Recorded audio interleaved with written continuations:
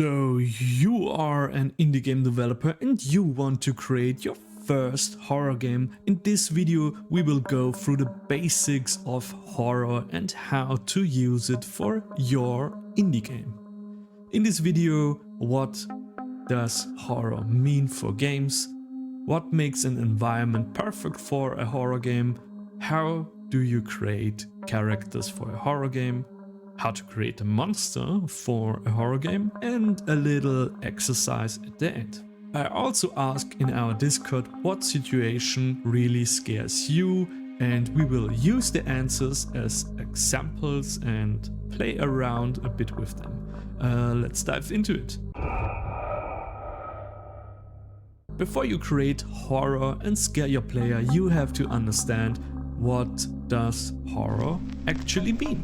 Straight to the point, horror is all about building suspense and mystery until the point of no return or a shock moment. We will do examples and exercises on that. But before we continue, it's important to keep in mind that you are never really scared of a thing, a being or a location. You are always really scared of the situation or the aftermath the thing, the being or the location could lead up to. So you're not really scared of heights, you are really scared of falling to your death from a high area. Well, let's dive into some examples from Discord. Vtuber, vermin crawling on one's body. Yuroku, spiders. Barkheist, not being in control and parasites. Ralph, falling or jumping spiders. And Bravo, misunderstanding, rejection and spiders. Nice! Let's try to do something based on those, okay? The spider is a perfect example. We are unaware of its presence, or we look specifically out for spiders. We actually spot the spider in a poorly lit basement and the tension builds up. We try to avoid it and keep our distance. As long as it doesn't move, we are fine. Because we are so focused on avoiding this one spider, we didn't see the even bigger one we are currently running into. More build-up. The biggest spider, disturbed in its peace, witnesses its net being destroyed by you. It jumps on you and searches for a new breeding spot for its eggs. The skin pores of your head look like the perfect fit. The point of no return. Nobody believes you until one day. Tension, mystery and suspense can be built up with 3 horror base elements. Atmospheric environments, characters we care about and a lurking terror. Let's talk about these 3 base elements in detail. And let's start with environments. I would actually always start with environments for horror and stuff. What makes an environment perfect for a horror game? For creating an atmospheric game environment, you have to ask yourself 2 simple questions that will turn every environment into a torture dungeon. What's the location itself? And why wouldn't you want to be there? Let's play again with some examples from Discord. Biscuit, I'm very scared of getting stuck somewhere that I have no escape if things go wrong. Sleepybug, the ocean freaks me out. And the knot of big animals in the ocean around me. Tiffany, Teslaphobia, the fear of large bodies of water, especially the ocean, large empty spaces like outer space and stuff, and not being able to touch solid ground with your feet. Diaz, low visibility and hearing the noise of something running towards you. that's relatable. Fernando, dead people. Okay, let's craft something based on those. After the boat catches fire, you are forced to jump into the cold, dark water. The only last remaining light source under the night sky is the sinking, burning boat. In the pitch black water, you're not able to see your friends, but you see something else. You scream, "Help!" at the silhouette that breaks through the waves in the distance.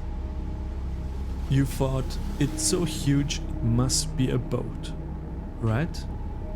It's not a boat, but it hears your screams and smells your dead friends. So what's the location itself? Open sea? Why wouldn't you want to be there? You're helpless, trapped in the dark, and there is a being bigger than you in its nature, in its native environment. The answer to those two questions will create the perfect base for your level design process. Assets, environment, lighting, sound design, and so on, all based on the answer from those two questions. And the follow-up question to those two questions would be, how could we amplify the situation you don't want to be in? How can we make it worse? If you want, you can let me know in the comments below, how could we amplify the situation of the approaching silhouette in the dark water? Just let me know. An environment would be nothing without a player or a non-player character. So how do you create characters for your horror game? The key to make a terror more horrific in your horror game is a relatable character. You want your player to project themselves into them. So your player will try to act in the interest of the characters. A very easy and beginner-friendly way to do so would be to give them a weakness or a flaw. Humans tend to bond stronger over shared negativity than positivity. For example, Stan Lee was very good at that while creating characters at Marvel. Spider-Man, so Peter Parker, is very broke, he struggles with girls and social situations. Same. But be careful, you need to find a balance with revealing too much about your character and not enough. So there is a sweet spot. Yeah, let's talk about the elephant in the room. How to create a monster for your horror game. A little disclaimer, a monster, I use the term monster, for your game doesn't necessarily mean a creature of some kind. A rising water level, being trapped or losing control in some kind can be super scary too. But I guess you have to be a bit more creative with those. So to create a monster the right way, we need to be aware of two factors. Its visual presence and the terror of its non-visual presence. For creating a monster, I would recommend you actually to always start with the non-visual presence. So what does it actually do and what makes it so terrible? And afterwards you come up with the visual presence. How does it look like? The most important thing is the back and forth between the two factors, so the slow reveal of the monster to create suspense until the point of no return, the basic of horror. So I guess this all will make even more sense after another story example. You and your friend Alex discussed in the lobby of the hotel what to do on your vacation. A local guy approaches you two. A boat trip for two along the coast for $100 each. Alex counters, that's too expensive. I bet we find the same trip but with shark feeding or something for the same price. The local grins. Okay, we can add that.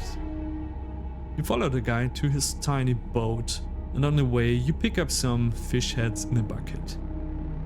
The boat was even smaller than expected. But the trip along the coast was actually beautiful, and you really feel like you arrived on your vacation. Later on you drove the boat out towards the horizon into the open sea until the coastline vanished. The guy threw the whole bucket of fish heads into the water, and a red cloud built next to you. He said, "Now we have to wait." And yes, you did. Alex threw a disappointed look at you after a while. Alex asked the local guy, "Can we speed this up or something?" The guy, "Sure, punch the water. They feel it."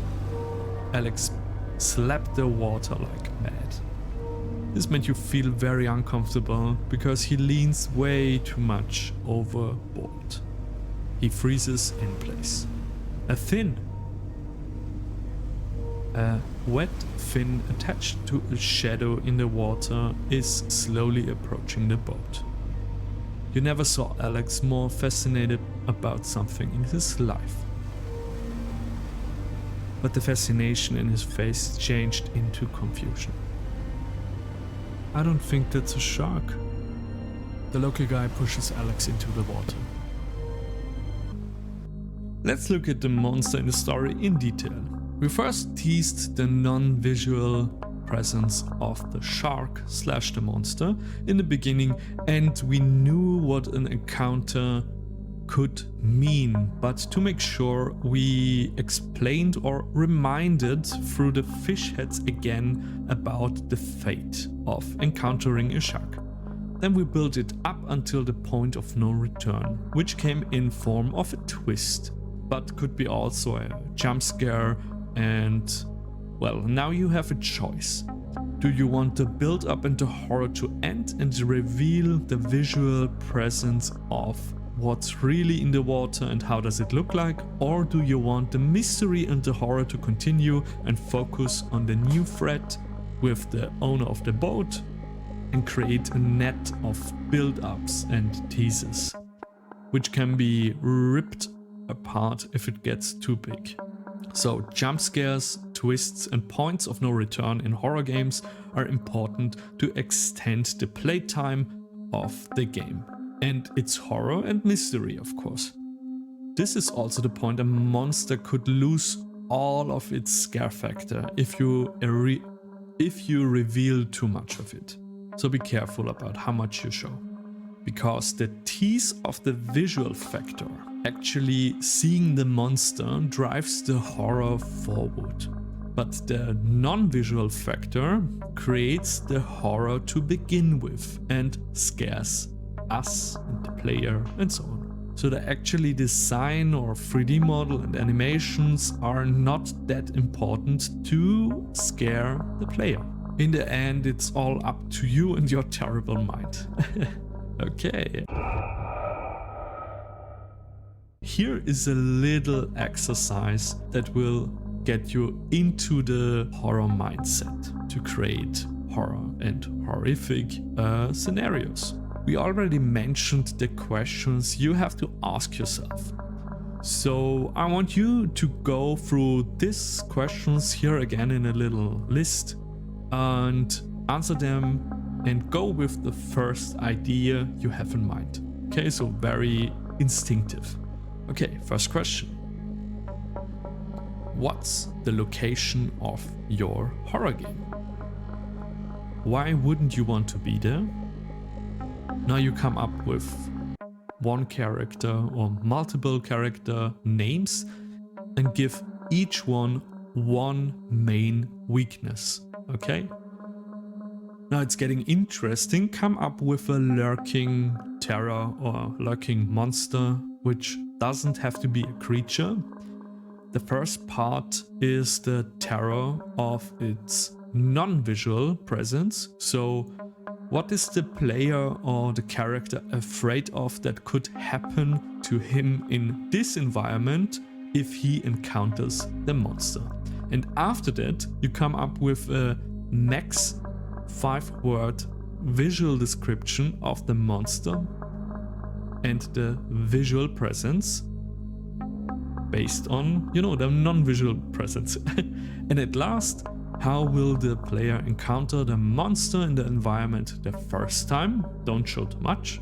And how will he encounter the monster the last time before the game ends? After you answered very spontaneously and out of your stomach the first time, read your list and your answers again, play through it in your head and polish. That way you end up with a frame base, you know, the roots of your script for your horror game, and the assets, the lighting, the environment, the sound design and stuff will make totally sense based on the answers to those questions. Well, I hope you get something out of this video. If you want to see more videos like this and devlogs, Unreal and Blender tutorials, and you haven't, please subscribe. I'm currently trying to get 10k subscriber. That's my big goal for this year. And now let's look at some other questions from Discord about what situation really scares you. Biscuit? Okay, might be silly, but I'm really scared of being in something like Among Us. I mean, if you get all the goofing and stuff out of it, it's really horrible. I totally agree. Bravo. Brain damage in general, or losing yourself despite being yourself. That was an answer to Tom Video Agree. Getting dementia. That's totally scary. That's basically being trapped in your own life and body and not being aware of what's going on and stuff. Terrible. Clam noodles? Being somewhere which feels familiar but yet not possible physically, like some weird all over staircase in darkness. When you get a sense of danger in a familiar but yet abstractive space, or a lot of liminal space fear. I totally get the Elon casket. The scariest thing for me is probably unconsciously sleeping in general, anesthetics and death. Yeah, I think death is really a scary thing. Mark this monster. Looking out the window and seeing a face. True. Faces can be scary. That's why I wear a mask, man. Nikki obsessed with Ferrero Rocher. Mask. The unknown, not knowing what you can't know, being observed, higher power over you. Yeah, I know, that's a lot of those governmental fears are also part of that one. Titanium red. I would say the general feeling of not being in control. Also, what's frightening me, intoxication, altered states of mind, being put under anesthetics. The anesthetics is a really scary one. I never thought about that. Probably gained it from having sleep paralysis a bunch as a child. Dude, sleep paralysis is fucking terrible. I had the same. Titanium red, I had the same. But later, after I finished school, the sleep paralysis started. And yeah, and to end it, I'm really scared of being forgotten. So yeah. Now watch one of those videos. Bye.